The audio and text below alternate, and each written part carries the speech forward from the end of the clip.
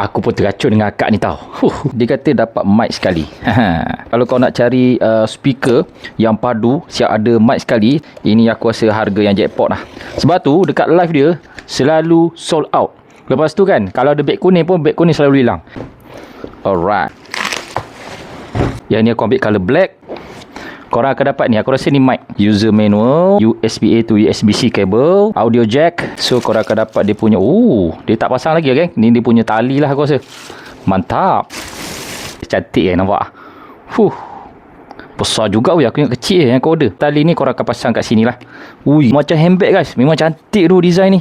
Harga dia memang worth it lah. That's why selalu sold out. Aku nak check out tak ada. Aku nak check out tak ada. Ini baru dapat weh.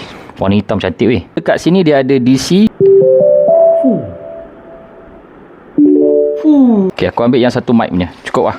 Hello testing 1 2. Hello testing. So ni dia punya mic ada siap attach bateri dah. Kalau nak charge korang pakai USB-C je kat sini.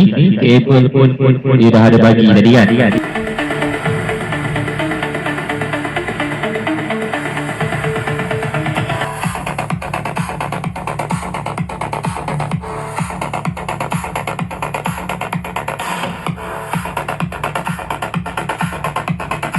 ¿Qué pasó?